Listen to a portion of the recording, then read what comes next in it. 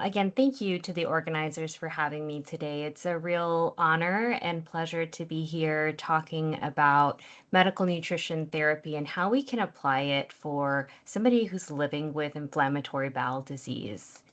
And I can't think of a better way to honor Crohn's and Colitis Awareness Week by diving into how diet can impact our patients' lives and improve their outcomes. Here are my disclosures. So first, I want to start by saying that it's really important to validate patients when they open or start that conversation with you about diet. Oftentimes, people are coming to me in my clinic or office, and they've heard all throughout their IBD journey that diet doesn't matter.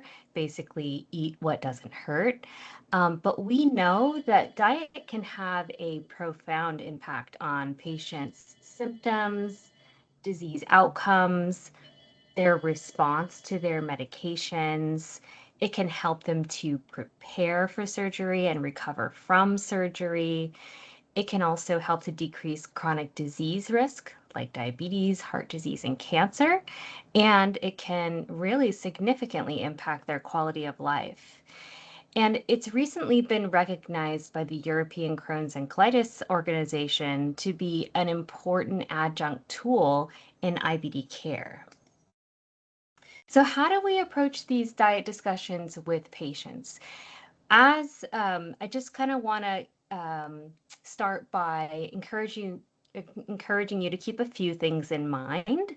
One thing is that we know that patients who have active disease or are symptomatic tend to have lower intakes of total energy, iron, vitamin C, calcium, and fiber. So patients are often presenting already kind of on a very restrictive eating pattern.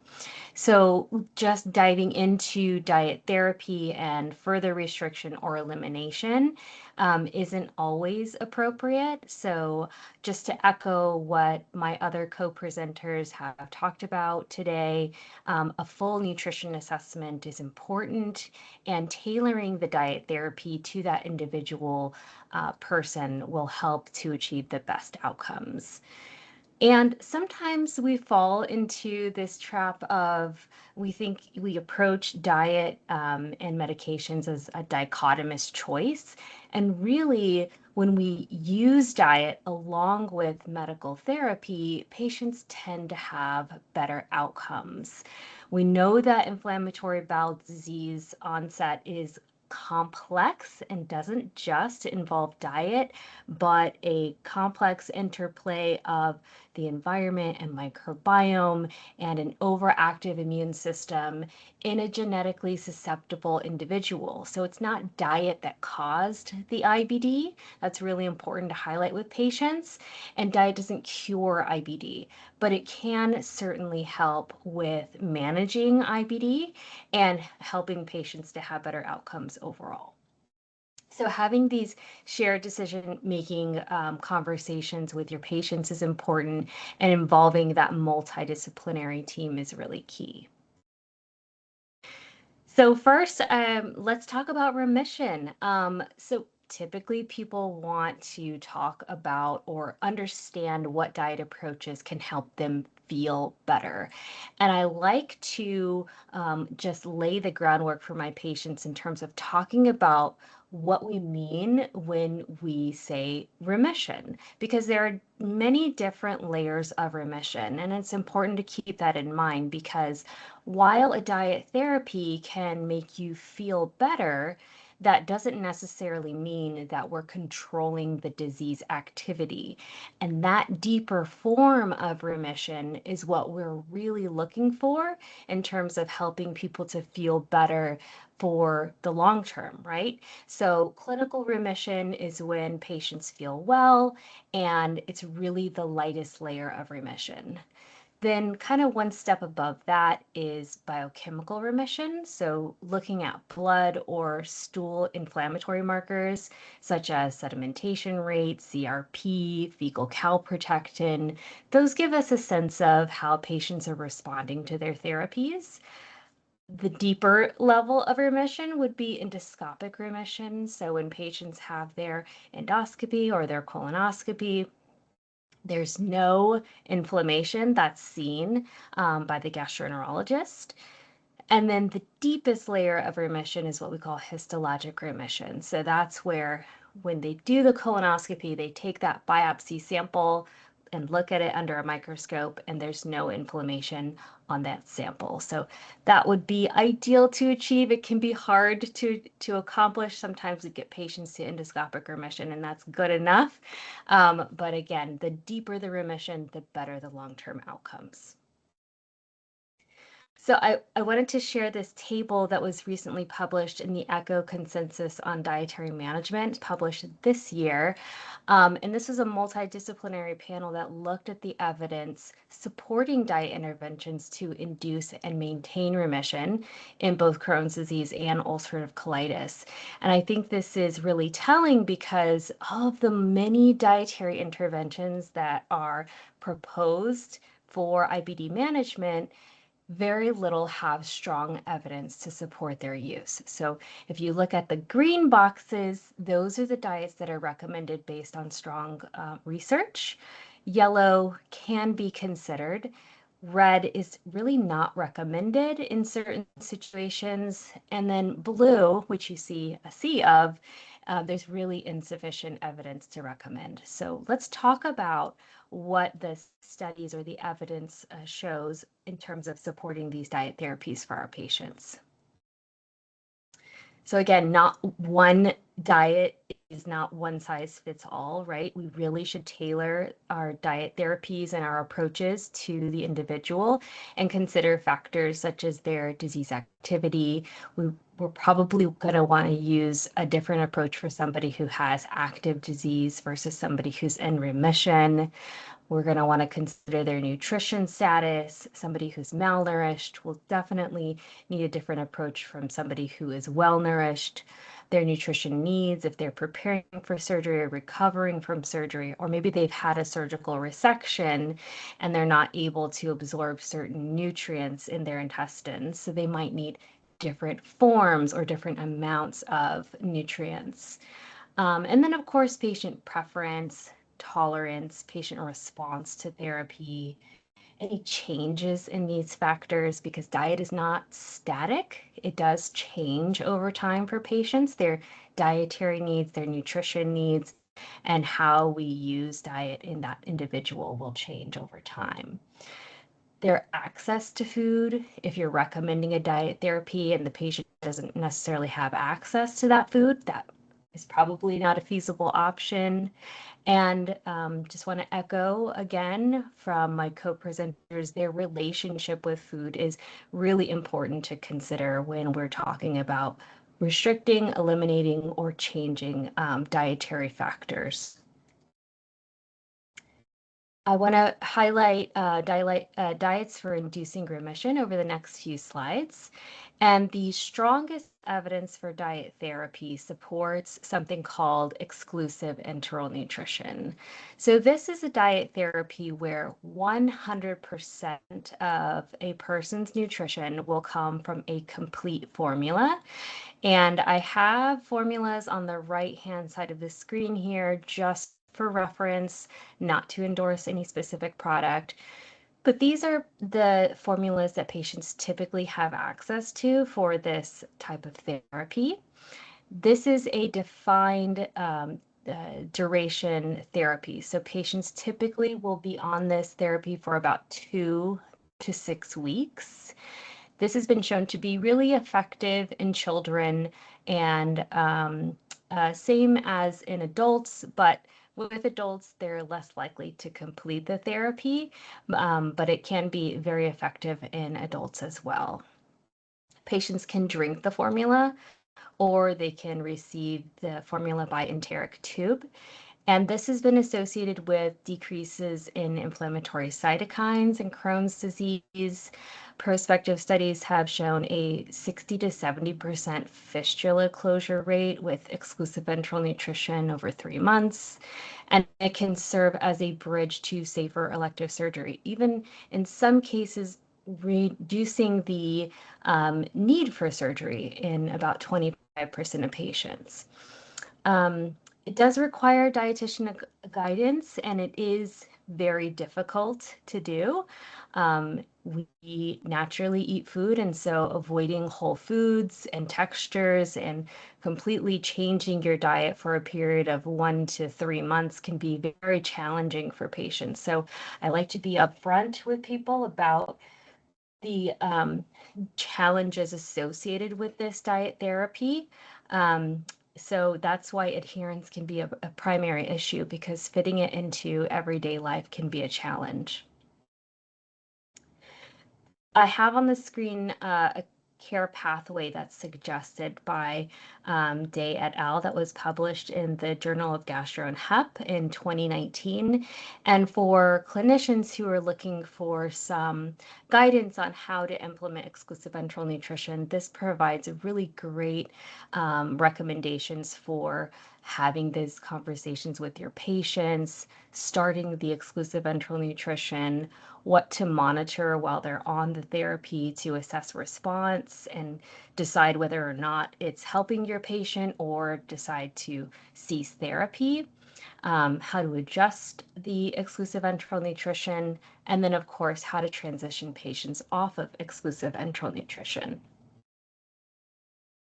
Some practical advice for clinicians.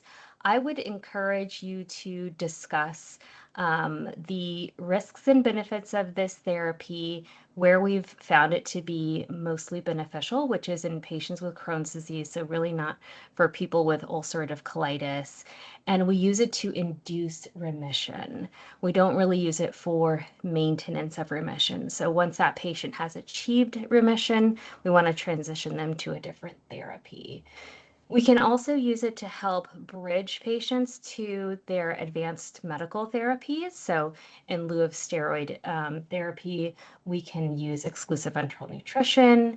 We can also use it for perioperative optimization or closure of complex fistulas in patients with Crohn's disease. Some tips for promoting adherence. Talk to the patient about the different types of formulas that are available. They don't all taste the same. Some taste better than others. And maybe your patient has certain preferences or allergies that would require different ingredients. There are standard polymeric formulas that work really well for the majority of patients, but there are also peptide-based versions of these formulas, gluten-free versions, kosher versions, organic versions, and plant-based versions. So they have access to a wide range of different types of formulas, which makes it nice. It's important to check in with the patient about their access to the formula. This therapy is not typically covered by insurance, so patients oftentimes have to pay out of pocket for it. So that can be a barrier for patients. Talking to them about the different costs of the formula can be helpful in them making a decision as to whether or not this is a feasible therapy. Patients typically prefer to drink the formula by mouth and not take it by enteric tube. And then support is really, really crucial for patients continuing this therapy. Especially during the first 1 to 2 weeks, this can be a really challenging transition period for patients. So them having access to a registered dietitian or somebody who can help support them through those initial weeks in making those adjustments in their life and possibly changing formulas if intolerance is present is really crucial. So exclusive enteral nutrition is not for everyone. So is there an alternate that is also effective? So researchers from Israel have developed the Crohn's disease exclusion diet. This is a three-phase diet that includes a list of foods that are allowed and a list of foods that the person absolutely needs to eat and absolutely needs to limit while they're on this diet. It does get easier as patients move through the three phases. And a study published in 2019 found that this diet was better tolerated than exclusive enteral nutrition. And it's also equally effective in inducing steroid-free remission at 6 weeks. So for patients who are looking for an alternate, this may be a good fit for them.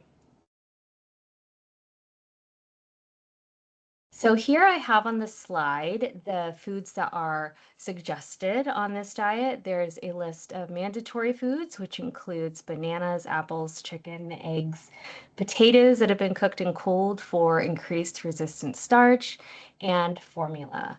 The formula that was used in the study was Modulin. However, that's not available on the market in the United States. So we use different formulas for patients who choose to undergo this therapy. And then it can also be modified. So if you have a patient who is vegetarian or vegan, they can use the formula to kind of replace the egg and the chicken to get their protein that way. The formula during the first phase constitutes about 50% of their nutrition needs, and the other foods make up the remaining 50%. Foods that are allowed on this diet include rice, fish, tomatoes, honey, onion, garlic, ginger, cucumber, a bunch of fresh fruits and vegetables. And the foods that are limited on this diet are limited more temporarily. So the diet is most restrictive during the first 6 weeks. And so all of the foods in the red box you would not be allowed to have. But as you progress through the phases, there are points where you can reintroduce some of these components. The other diet that I wanted to highlight was the specific carbohydrate diet. Now, if you remember the table that I showed at the beginning of my talk from the ECHO consensus diet guidelines that were published this year, there was insufficient evidence to recommend this diet for patients with IBD for inducing or maintaining remission. There are uncontrolled studies showing that this diet helps to decrease symptoms for patients as well as inflammatory biomarkers and helps with clinical and mucosal improvements, particularly in children with Crohn's disease. This diet is very popular in the IBD community. So it's important to be aware of this diet. It also holds a lot of power. Patients report that they do really well with this grain-free, soy-free approach. Now, this is more of a long-term diet therapy, and I think maybe second to exclusive enteral nutrition is one of the more restrictive dietary approaches. A randomized controlled trial that was published recently found that a CD wasn't necessarily better than a more liberal Mediterranean diet approach. So that really suggests that maybe emphasizing these whole foods is really important in our patients, and they don't have to be as strict with their diet in terms of helping to achieve those goals of symptom improvement and remission. This is the study that I was referencing. It was done by Dr. Lewis and colleagues, and this was published in 2021. It was called DINE-CD, and this was a randomized controlled trial of 12 weeks of patients with Crohn's disease, where they put them on the specific carbohydrate diet or a Mediterranean diet. And you'll see here, patients achieved symptomatic disease remission equally on both diets, about 43%. They also had a similar fecal calprotectin response. CRP response was less robust. So again, something to consider when you're talking about diet therapy with patients is, do they need to be on a specific carbohydrate diet or Mediterranean diet? Would there be an approach that would be more feasible for them, or would they prefer to use a specific carbohydrate diet because that's what they've heard in the community as to what would be best for them? And then I just wanted to touch on this study that was discussed at ECHO last year, ECHO, the European Crohn's and Colitis Organization conference. I was in attendance. I was so happy to be there in Berlin. And I saw the researcher discussing their results. This is the ADAPT trial. This is, so there is mirroring data suggesting that processed foods, particularly the emulsifiers and additives in foods, can contribute to bacterial dysbiosis, thinning of the mucus layer, intestinal permeability, and increased intestinal inflammation. And so the researchers really aimed to see what was the effect on intestinal inflammation in patients with Crohn's disease. So this was a randomized double-blind placebo-controlled trial of 154 adults with mild to moderate Crohn's disease. And they put patients on either a low emulsifier diet or a low emulsifier diet resupplemented with these emulsifiers, carrageenan, polysorbate, carboxymethylcellulose. Their primary endpoint was to look at CD, the Crohn's disease activity index response at 8 weeks. And secondary endpoints were CDAI remission and fecal calprotectin reduction. What they found was 49% of patients on the low emulsifier diet achieved CDAI response, which was significantly greater than in the control group. And the low emulsifier diet group was 2 times as likely to experience CDAI remission and greater than 50% fecal calprotectin reduction, which was also significant. So this study really suggests that food additives may play a major role in symptoms and gut inflammation in patients, and that they may not necessarily need these really defined diets. It may be that certain patients respond better when limiting these ultra-processed foods and additives in their diet. So moving on to diets for maintenance of remission. The first one I wanted to discuss is partial enteral nutrition. And this is where patients achieve about 50% of nutrition from formula and the remainder of their nutrition from a whole foods diet. This has been associated with lower relapse rates in patients with Crohn's disease and a twofold increase in odds of achieving remission. And this is similar to the Crohn's disease exclusion diet, where 50% of that nutrition came from that formula modulin, but it doesn't include the defined diet aspect that the CDED does. This study really showed lower relapse rates in patients on partial enteral nutrition. So this was a randomized controlled trial comparing patients on a regular diet to patients on a partial enteral nutrition approach using elemental formula.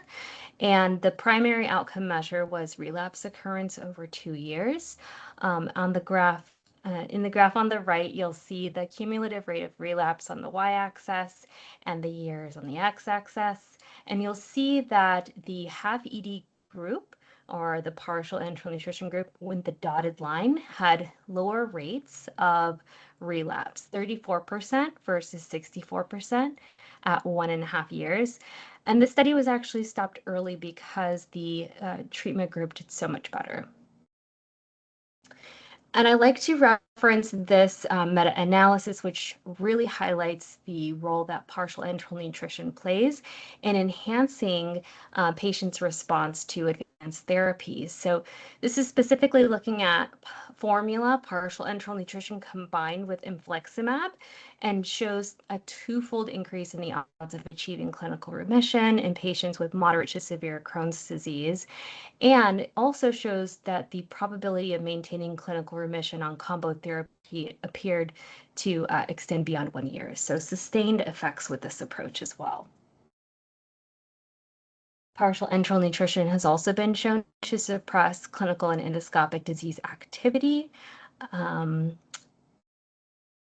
And in this trial, they used a low-fat diet versus an elemental formula versus no intervention in patients with quiescent Crohn's disease on no steroids or immunosuppressive agents. And the group on the unrestricted diet had significantly higher rates of relapse at 1 year. So moving on to diets for symptom management. So say your patient's in remission, there's no disease activity, but they present with ongoing symptoms. This diet has already been mentioned today, the low FODMAP diet developed in 2005 by researchers at Monash University. This is an elimination diet low in fermentable carbohydrates. Patients are typically allowed to have meat and fish, oats and rice, lactose-free milk, and low FODMAP fruits and vegetables.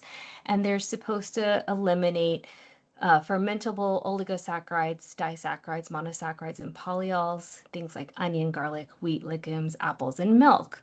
This has been shown to help reduce symptoms, gas, bloating, cramping, and diarrhea in patients with quiescent IBD with IBS overlap. But a meta-analysis of 4 randomized controlled trials found no impact on inflammatory markers in Crohn's disease. So this would not be a diet that I would recommend for somebody with active IBD. And this diet is also short term. So really the longest patients should be on this is 8 weeks. And this does require dietitian guided approach because this diet is so complex and can be overwhelming for patients, causing a lot of confusion and disruption to their food related quality of life. So I highly recommend avoiding, handouts when discussing this diet or just starting your patient on this diet and then not referring them to a dietitian. Definitely needs dietitian support, close follow-up, and education on how to liberalize away from the low FODMAP diet after that 8-week period. So just want to hit on some best practice recommendations. This is something that has recently been highlighted by medical societies. All patients with IBD should have access to an IBD-focused registered dietitian. Not just a registered dietitian, but somebody who understands the nuances and the evidence supporting diet therapies for IBD. When using diet therapy, a structured protocol that includes monitoring parameters, duration of that therapy, and when they need to reintroduce food is recommended. We monitor patients on diet therapy in the same way that we monitor patients on medical therapy. Is it working? And if not, when do we pivot? Diet therapy should not replace medical therapy. There's lots of evidence suggesting that early advanced therapy leads to better outcomes for patients with IBD. So I really wouldn't want patients to try a diet approach for years and years, trying to avoid starting that advanced therapy because their disease can progress and it becomes harder to treat and they are more risk for complications. So in combination is recommended. And then the alarm features that have already been discussed earlier in the day that indicate need for referral to a dietitian. This maladaptive eating behaviors such as skipping meals, inappropriate eating times, extreme diet restriction, weight loss, disordered eating, those would all mean that your patient needs to meet with a dietitian or a gastropsychologist. Some general guidance, maybe for patients who just want some general advice on what can I focus on? What are some things that are helpful for me? There is lack of evidence to recommend a low fiber diet in IBD, although this is commonly encouraged or prescribed to patients, especially those in an active flare. In those with strictures and obstructive symptoms, an altered texture or soft diet is recommended. And just encouraging patients to eat more whole foods, minimally processed foods, including fruits and vegetables, legumes, nuts and seeds, monounsaturated fats, complex carbohydrates, and lean proteins, and eat less ultra-processed foods, less of those food additives if they can, and less red and processed meats. These are general guidances that can help with not only their symptom management and their disease activity, but also preventing those chronic diseases that I mentioned earlier. So this really talks about the type of fiber that can help patients. So a lot of times I talk about how can we add things into the diet. So for patients who are maybe presenting with diarrhea, we focus on soluble and viscous fibers that can help slow down bowel movements or help them to become more thick and less frequent. For patients who are more constipated, they may need more insoluble fiber sources. For those who have lots of gas and bloating, we can look at modifying fermentable fibers. And then soluble, non-fermentable viscous fibers can help really with both spectrums of the diarrhea or constipation or even fecal incontinence that patients can experience. And in the interest of time, I'm just going to go a little quicker through these last few slides. So I also talk a lot about fiber texture with my patients because many times they think that they can't incorporate fiber foods in their diet, and fiber is associated with better symptoms in patients with IBD. So we talk about soft textures and gradually increasing the texture of the food as they feel better. So more pureed, creamy nut butters while they're symptomatic, and then gradually moving to those whole, fresh fruits and vegetables. Patients with IBD also have micronutrient requirements that are altered. The ECO consensus guidelines on diet suggest checking micronutrients in your patients at least once a year, mostly vitamin D, hemoglobin, iron, and serum folate in all because they're at high risk for deficiency of these nutrients, and then B12 in those with Crohn's disease and ileal involvement. And then I just want to end on nutrition and surgical care. This has been a primary focus of my research over the last few years. Many of our patients undergo surgery during their lifetime, and surgery is a catabolic process. Patients who are presenting to surgery are often malnourished or unwell with a prolonged disease course and complicated disease. And so this can make them at higher risk for surgical complications. So considering the concept of EROS, or enhanced recovery after surgery, which implements nutrition optimization strategies before and after surgery, we can see improvements in our IBD patients as well. I think the main thing to focus on for this is to minimize in periods of prolonged fasting. Nutrition support before surgery has been associated with better outcomes, and really avoiding prolonged fasting a day or 2 days before surgery, the patient should be nourishing. These are the ASCARS and SAGES guidelines for enhancing surgical recovery. And these are some suggestions for how we can optimize our patients preoperatively, correcting malnutrition and anemia, increasing calories before and after surgery, and then in patients with Crohn's disease, considering exclusive enteral nutrition or oral nutrition supplements for 2 to 4 weeks can really improve outcomes, reducing risk for infection, stoma formation, and even possibly avoiding the need for surgery overall. So in summary, there are many evidence-based diet therapies for IBD. There's not a one-size-fits-all approach. This really must be tailored to the individual.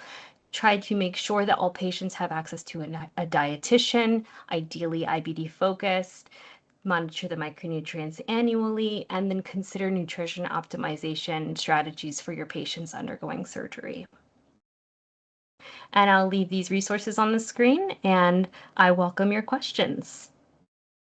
Thank you very much, Kelly. It was a fantastic presentation and very thorough, so thank you for that.